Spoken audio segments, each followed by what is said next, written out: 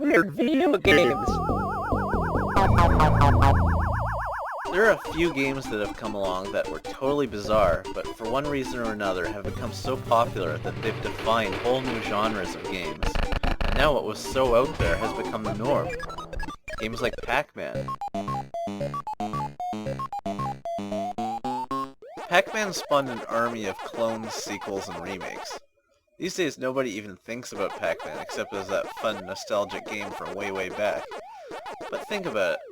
A round, yellow, puck-shaped man gets chased by ghosts through a maze and gobbles capsules which give him the ability to eat those ghosts.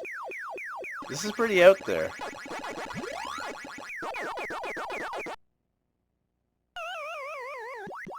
Pokemon Red and Pokemon Green. A 10-year-old kid sets out with his parents' approval to find and train monsters to fight other monsters, and magically stores them inside tiny red and white balls. This is the strangest idea. But after about 330 quadrillion games, movies, animes, mangas, action figures, candies, Broadway musicals, and time machines, we don't really give most of this a second thought anymore. Now every lame, kid-friendly RPG follows a ridiculously similar formula.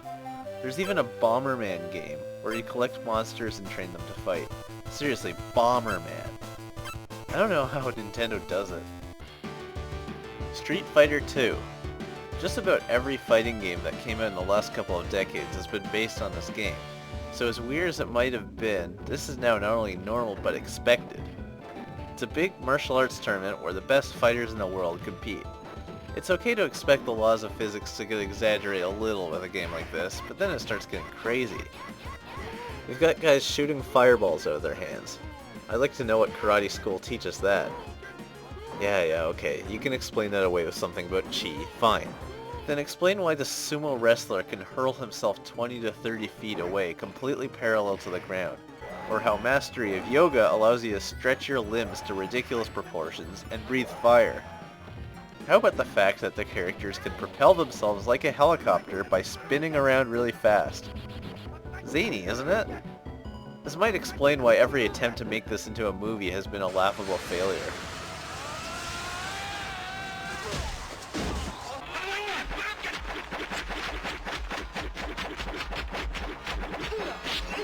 Super Mario Bros. For Nintendo Entertainment System. This has been my most popular request.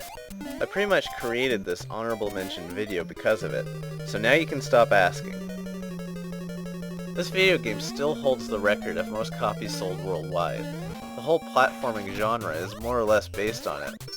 The Mario franchise has to be the biggest video game franchise that exists. There's so many games with Mario in it that there's absolutely no way I could even keep track of all of them. Mario, go fish! It didn't all start with this game, but it's obviously where Mario's massive popularity came from. So now, with countless games trying to emulate it, this sort of game isn't even weird anymore. Still, let's take a look at these things we've taken for granted. The main character is a plumber who needs to rescue the princess of a world of living mushrooms from an army of turtles and evil mushrooms. Aside from the fact that there are walking mushrooms everywhere, there are also other mushrooms which aren't alive but aren't quite inanimate either. These mushrooms cause Mario to grow twice his own size. There are blocks floating in the sky everywhere. Mario climbs through pipes with carnivorous plants inside, some of which even bend space and allow him to teleport large distances. Weird enough for you?